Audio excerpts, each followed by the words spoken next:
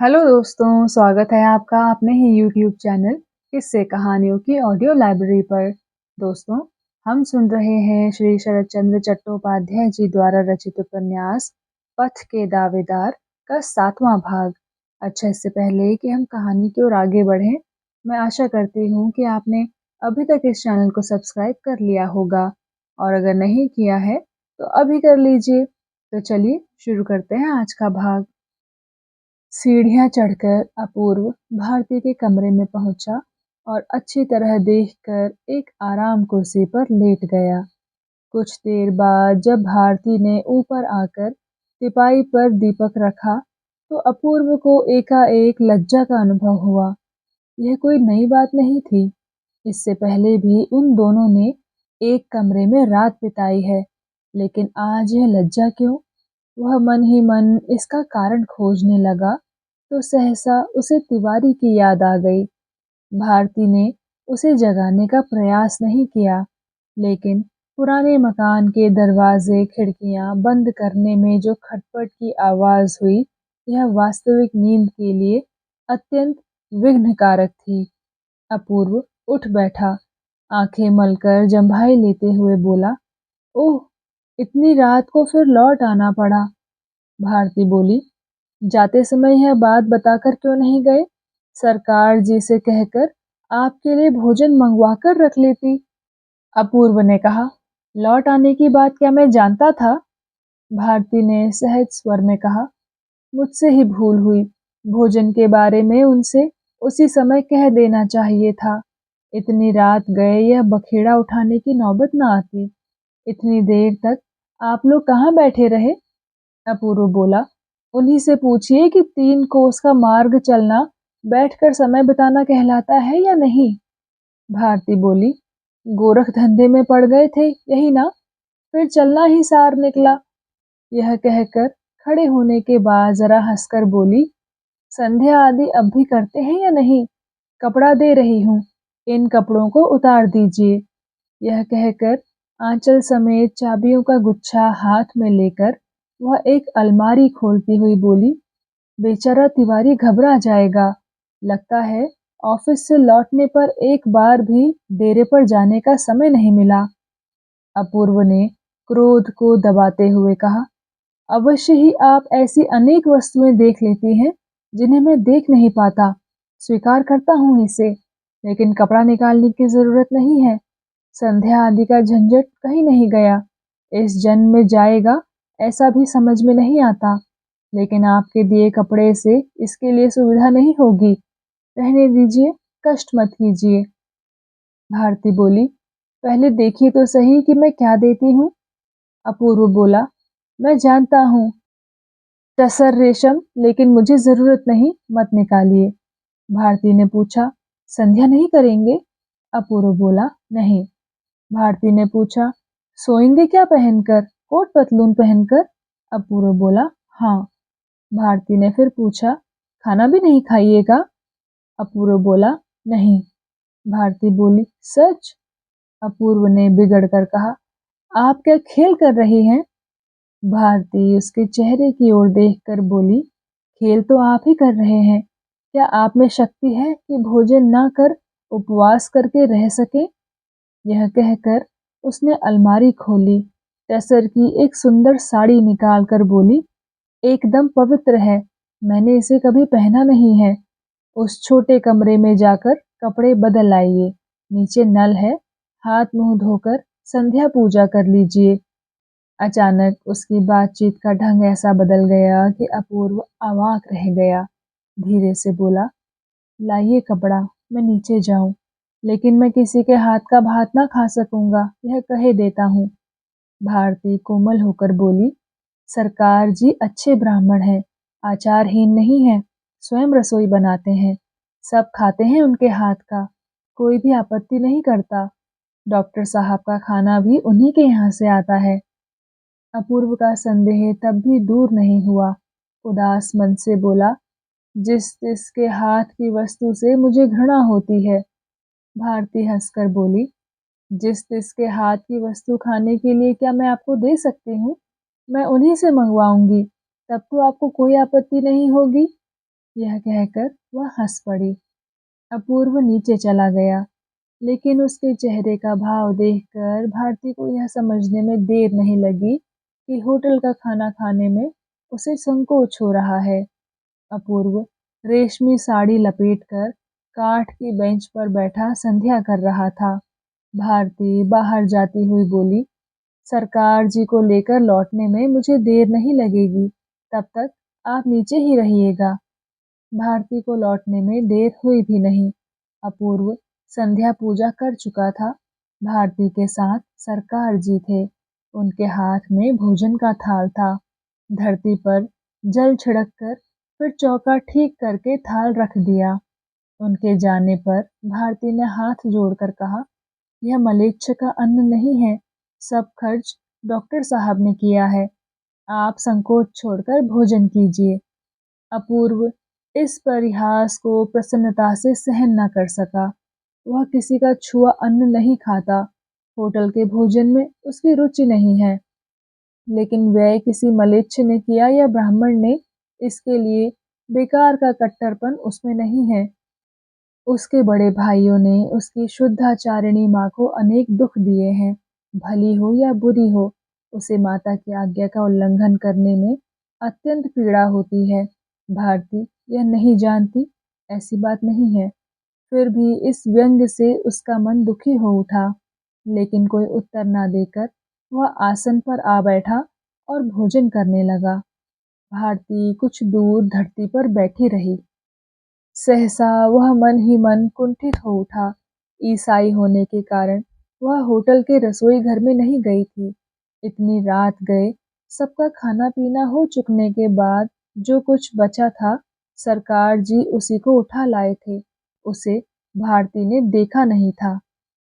कमरे में रोशनी पूरी ना होते हुए भी उसे जो खाना दिखाई दिया, उसे देखते ही स्तब्ध हो उठी। कितनी ही बार उसने अपने ऊपर वाले कमरे के फर्श के छेद से झांककर चोरी छिपे इस व्यक्ति को भोजन करते देखा था। तिवारी की छोटी से छोटी गलती से ही इस चिड़चिड़े आदमी को भोजन बर्बाद करते भारती ने अनेक बार देखा था।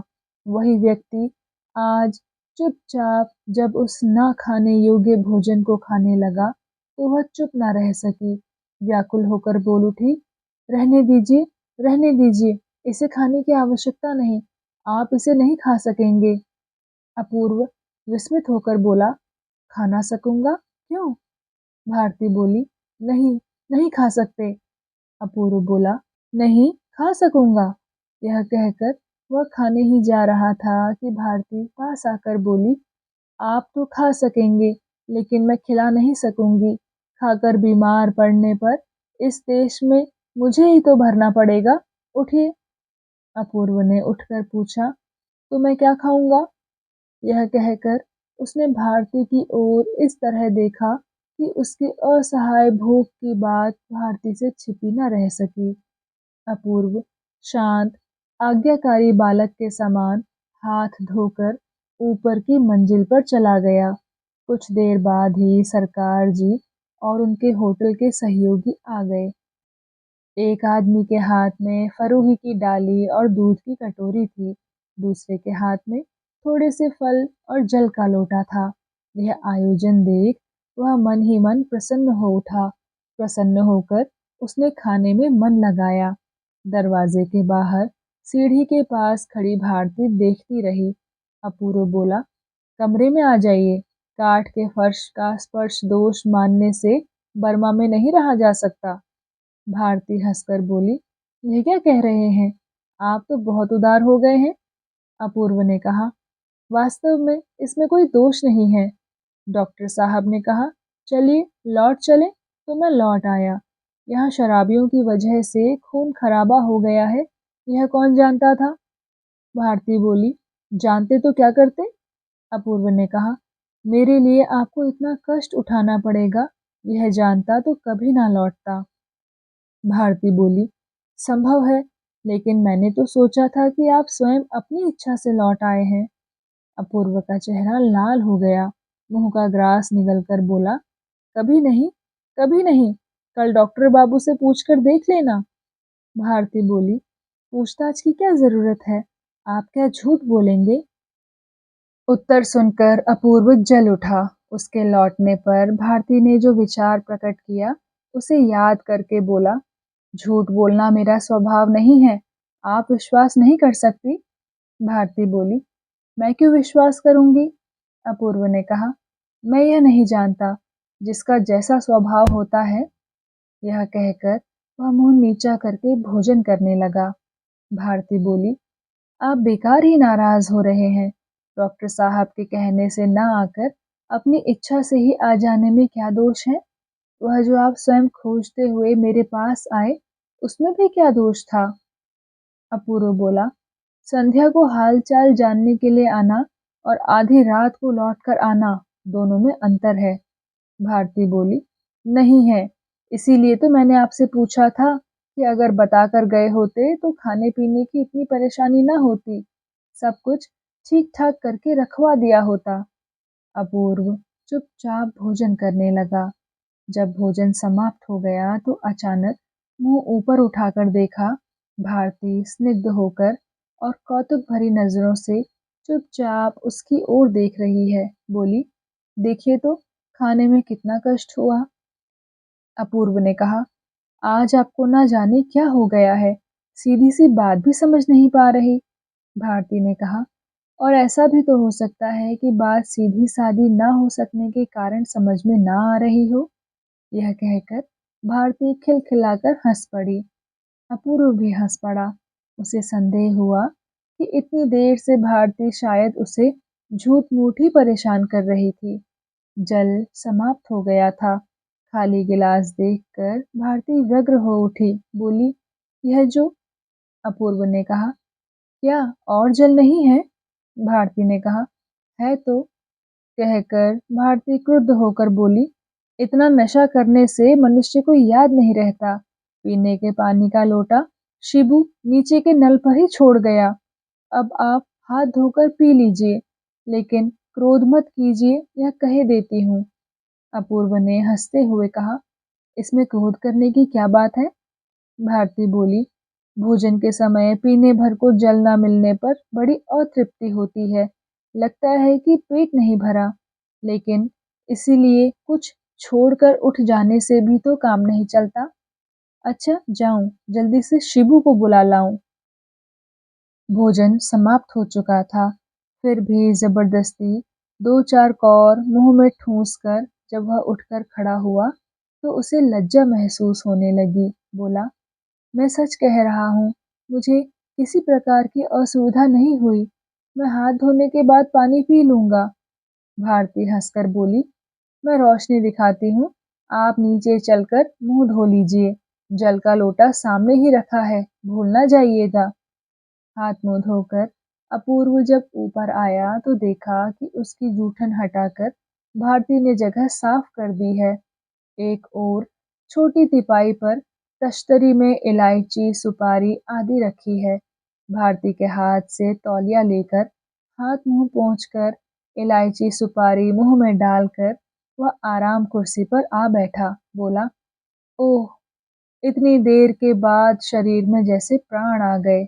इतनी जोर की भूख लगी थी। फिर दीपक के प्रकाश में भारती का चेहरा देखकर बोला, देख रहा हूँ आपको भी सर्दी लग रही है। भारती बोली, नहीं तो, कहाँ? अपूर्व बोला, नहीं क्यों, गला भारी है, आंखें सूजी हुई हैं, ठंड बहुत है। अब तक इस ओर मेरा ध्यान नहीं गया था। भारती ने उत्तर नहीं दिया। अपूर्व बोला, ठंड का अपराध क्या है? इतनी रात गए दौड़ धूप जो करनी पड़ी है।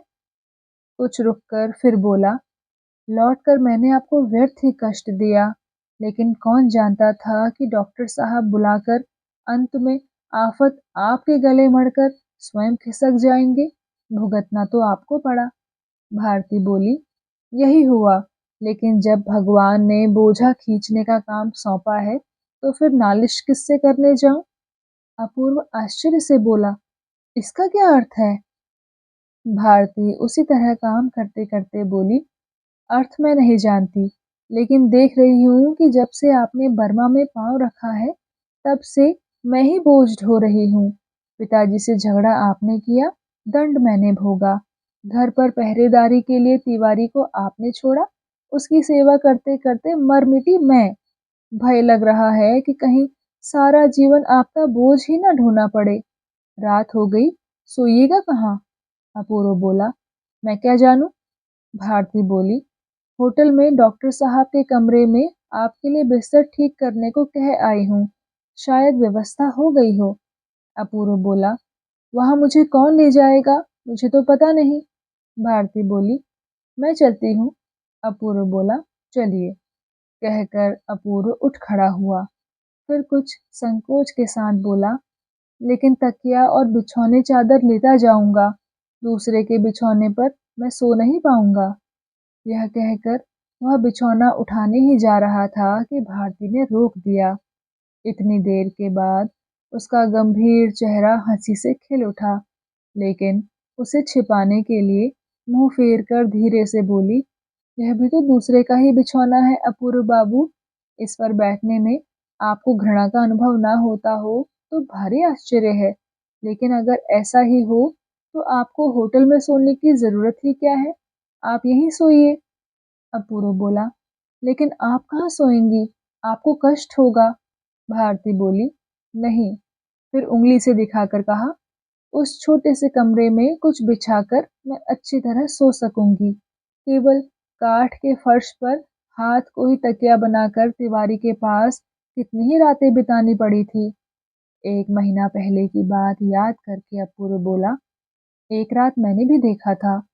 भारती ने कहा, यह बात आपको याद है? आज उसी तरह फिर देख लेना। अपूर्व बोला, तब तो तिवारी बहुत बीमार था, लेकिन अब लोग क्या सोचेंगे? भारती बोली, सोचेंगे क्या? दूसरों के बारे में व्यर्थ की कुछ बात सोचने का छोटा मन यहाँ किसी का नहीं है। अपूर्व ने कहा, लेकिन नीचे की बेंच पर भी तो मैं सो सकता हूँ। भारती बोली, तब जब मैं सोने दूं, इसकी आवश्यकता नहीं है। मैं आपके लिए अस्पृश्य हूँ, इसलिए आपसे मुझे कोई हानि पहुंच सकती है, यह भय नहीं है। अपूर्व आवेग से बोला, मुझसे आपका कभी अकल्याण हो सकता है, यह भय मुझे भी नहीं है। लेकिन किसी को अस्पृश्य कहने से मुझे सबसे अधिक पीड़ा होती है। अस्पृश्य शब्द में घृणा का भाव है, लेकिन मैं आपसे तो घृणा नहीं करता। हम लोगों की जाति अलग है, इसलिए आपका छुआ मैं खा नहीं सकता। लेकिन इसका कारण क्या घृणा है? यह झूठ है। इसके लिए आप मन ही मन मुझसे घृणा करती हैं। उस दिन भोर में ही मुझे अथाह सागर में डालकर जब आप चली आई, उस समय की आपकी मुखाकृति मुझे आज भी याद है। उसे मैं जीवन भर ना भूल सकूंगा। भारती बोली, सब कुछ चाहे भूल जाएं, लेकिन मेरा यह अपराध ना भूलिएगा। अपूर्व बोला, कभी नहीं। भारती ने कहा, मेरी उस मुखाकृति में क्या भावना थी? घृणा? अपूर्व बोला, अवश्य ही। भारती हंस पड़ी, बोली, अर्थात मनुष्य का मन समझने की बुद्धि आपकी अत्यंत तीक्ष्ण है या नहीं? लेकिन अब जरूरत नहीं है, आप सो जाइए। मुझे तो रात को जगने का अभ्यास है, लेकिन आप और अधिक जागेंगे तो मुझे भुगतना होगा। यह कहकर वह पास की कोठरी में चली गई। भारती चली गई, लेकिन अपूर्व की आंखों में नींद की छाया तक न थी। कमरे के एक कोने में टंगी हुई बत्ती टिमटिमा रही थी। बाहर रात का अंधकार छाया हुआ था। उसका संपूर्ण शरीर मानो रोम रोम में यह अनुभव करने लगा कि कमरे में इस बिस्तर पर इस नीरव रात में इसी प्रकार चुपचाप सो रहने की तरह सुंदर वस्तु तीनों लोक में नहीं है। प्रातःकाल उसकी नींद भारती के पुकारने पर टूटी। आंखें खोलते ही उसने देखा वह उसके पैरों के पास खड़ी है। भारती बोली, उठिए, क्या ऑफिस नहीं जाना है? अपूर्व ने कहा, जाना तो है, देख रहा हूँ आप नहा भी चुकी हैं। भारती ने कहा, आपको भी सारे काम जल्दी निपटा लेने चाहिए।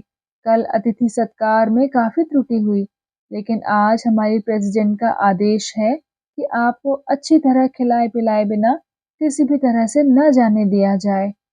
अपूर्व ने पूछा, कल वाली स्त्री बच गई? भारती ने कहा, उसे अस्पताल भेज दिया गया, बचने की आशा तो है। उस स्त्री को अपूर्व ने कभी देखा नहीं था, फिर भी उसके कुशल समाचार से बड़ी राहत महसूस की। आज किसी का कोई भी अकल्याण मानो वह सह नहीं सकेगा, उसे ऐसा महसूस हुआ। स्नान, संध्या पूजा आदि समाप्त करके कपड़े पहनकर तैयार होकर जब वह ऊपर पहुंचा तो लगभग 9 बज चुके थे। इसी बीच चौका ठीक करके सरकार जी भोजन रख गए। अपूर्व ने आसन पर बैठकर पूछा, आपकी प्रेसिडेंट से तो मेरी भेंट नहीं हुई, क्या उनके अतिथि सत्कार की यही रीति है? भारती बोली, आपके जाने से पहले भेंट हो जाएगी। आपके साथ उनको शायद कुछ जरूरी काम भी है। अपूर्व बोला, डॉक्टर साहब जो मुझे बुलाकर लाए हैं, शायद वे अभी बिछौने पर ही पड़े हैं। भारती बोली, बिछौने पर लेटने का उन्हें समय ही नहीं मिला, अभी अभी अस्पताल से आए हैं। सोने ना सोने किसी का भी उनके निकट कोई मूल्य नहीं है। अपूर्व ने पूछा, इससे क्या वे बीमार नहीं पड़ते? भारती बोली, मैंने तो देखा नहीं, लगता है सुख दुख दोनों ही उनसे हार मानकर भाग गए हैं। सामान्य मनुष्य के साथ उनकी तुलना नहीं की जा सकती। अपूर्व बोला, उनके प्रति आप सब लोगों की अपार श्रद्धा है।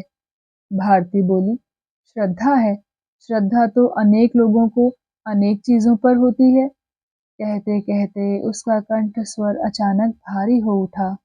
बोली, उनके जाते समय जी चाहता है कि रास्ते की धूल पर लेटी रहूं, वे छाती के ऊपर पैर रखकर चले जाएं। इच्छा होती है, लेकिन यह इच्छा कभी पूरी नहीं होती अपूर्व बाबू। यह कहकर उसने मुंह फेर कर झटपट आंखों के दोनों कोने पोंछ डाले। अपूर्व ने कुछ नहीं कहा, चुपचाप भोजन करने लगा। उसे बार बार याद आने लगा कि सुमित्रा और भारती के समान इतनी पढ़ी लिखी और बुद्धिमती नारियों के हृदय में जिस व्यक्ति ने इतनी ऊंचाई पर सिंहासन बना लिया है, भगवान ने उसे किस धातु का बनाकर इस संसार में भेजा है, उसके द्वारा वह कौन सा असाधारण कार्य संपन्न कराएंगे। ऑफिस के कपड़े पहनकर तैयार होने के बाद उसने कहा, चलिए डॉक्टर साहब से भेंट कर आए। भारती बोली, चलिए, उन्होंने आपको बुलाया भी है। सरकार जी के जीर्ण शीर्ण होटल के एक बहुत ही भीतरी कमरे में डॉक्टर साहब रहते हैं। रोशनी नहीं है, हवा नहीं है, आसपास गंदा पानी जमा हो जाने से बदबू फैल रही है। अत्यंत पुराने तख्तों पर पैर रखने से लगता है कि कहीं टूट कर ना गिर पड़े। ऐसे ही एक गंदे तथा भद्दे कमरे में रास्ता दिखाती हुई भारती उसे ले गई तो उसके आश्चर्य की सीमा न रही। उस कमरे में पहुंचकर कुछ देर तक तो अपूर्व को कुछ दिखाई ही नहीं दिया। डॉक्टर साहब ने स्वागत करते हुए कहा, आइए अपूर्व बाबू। अपूर्व बोला, ओह कैसा भयानक कमरा आपने ढूंढ निकाला है डॉक्टर साहब। डॉक्टर साहब बोले, लेकिन कितना सस्ता है, 10 आने महीना किराया है बस। अपूर्व बोला, अधिक है, बहुत अधिक है, 10 पैसे ही उचित होता। डॉक्टर साहब बोले, हम दुखी लोग किस तरह रहते हैं, आपको आंखों से देखना चाहिए, बहुतों के लिए तो यही राजमहल है। अपूर्व ने कहा, तब तो भगवान मुझे महल से वंचित ही रखे। डॉक्टर साहब बोले, सुना है कल रात आपको बहुत कष्ट उठाना पड़ा, क्षमा कीजिएगा। अपूर्व ने कहा, क्षमा तभी करूंगा जब आप यह कमरा छोड़ देंगे, इससे पहले नहीं। डॉक्टर हंस पड़े, बोले, अच्छा ऐसा ही होगा। अब तक अपूर्व ने देखा नहीं था।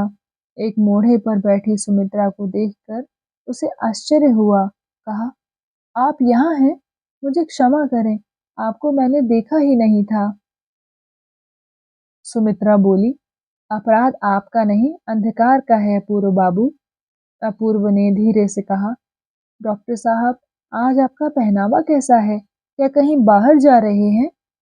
डॉक्टर के सिर पर पगड़ी, बदन पर लंबा कोट, ढीला पाजामा, पैरों में रावलपिंडी का नागौरी जूता, सामने चमड़े के बंधे कई गट्ठर थे। बोले, मैं तो अब जा रहा हूँ अपूर्व बाबू, ये सभी लोग रहेंगे, आपको देखभाल करनी होगी। इससे अधिक आपको कुछ कहना मुझे आवश्यक नहीं जान पड़ता। अपूर्व घबराकर बोला, अचानक कैसे जा रहे हैं? कहाँ जाना है? डॉक्टर ने शांत, स्वाभाविक स्वर में कहा, हम लोगों के शब्दकोश में क्या अचानक शब्द होता है अपूर्व बाबू? मामू के रास्ते में जाना है, उसके भी और उत्तर में कुछ सच्ची जरी का माल है, सिपाही अच्छे दामों में खरीद लेते हैं। यह कहकर वे हंस पड़े। सुमित्रा बोल उठी, उन लोगों को पेशावर से एकदम हटाकर मामू लाया गया है। तुम जानते हो उन लोगों पर कैसी बुरी निगरानी रहती है। तुमको बहुत से लोग पहचानते हैं। यह मत सोच लेना कि सबकी आंखों में धूल झोंक सकोगे। इधर कुछ दिनों तक ना जाने से क्या काम नहीं चलेगा? अंतिम वाक्य कहते समय उसका स्वर कुछ विचित्र सा सुनाई पड़ा। डॉक्टर ने कहा, तुम तो जानती ही हो कि न जाने से काम नहीं चलेगा। सुमित्रा ने फिर कुछ नहीं कहा, लेकिन क्षण भर में अपूर्व सारी घटना समझ गया। उसके समूचे शरीर में आग सी जलने लगी। किसी प्रकार पूछ बैठा, मान लीजिए यदि उनमें से कोई पहचान ही ले, यदि पकड़ ले? डॉक्टर बोले, संभव है, पकड़ लेने पर फांसी दे देंगे, लेकिन अब 10 बजे की ट्रेन छूटने में देर नहीं है अपूर्व बाबू, मैं जा रहा हूँ। यह कहकर उन्होंने फीते से बंधे बहुत बड़े पुलिंदे को बड़ी आसानी से पीठ पर रखा और चमड़े का बैग हाथ में उठा लिया। अभी तक भारती ने एक शब्द भी नहीं कहा था। बिना कुछ बोले पैरों में गिरकर प्रणाम कर लिया। सुमित्रा ने भी प्रणाम किया, लेकिन पैरों के पास नहीं, एकदम पैरों के ऊपर गिरकर। डॉक्टर ने कमरे से बाहर आकर अपूर्व के हाथ को पिछली रात की तरह अपनी मुट्ठी में भींचकर कहा, मैं अब जा रहा हूँ अपूर्व बाबू, मैं ही सव्यसाची हूँ। अपूर्व का चेहरा एकदम सूख गया। गले से एक शब्द भी नहीं निकला, लेकिन आंखों की पलकों के गिरते गिरते उसके पैरों के पास स्त्रियों की तरह धरती पर गिरकर प्रणाम किया। डॉक्टर ने उसके सिर पर हाथ रखा और दूसरा हाथ भारती के सिर पर रखकर धीमे स्वर में क्या कहा सुनाई नहीं दिया। फिर वे तेजी से बाहर निकल गए। तो दोस्तों, कैसा लगा आपको आज का भाग? कृपया कमेंट सेक्शन में आकर ज़रूर बताइएगा। मैं मिलूंगी आपसे इसी कहानी के अगले भाग के साथ। तब तक के लिए धन्यवाद।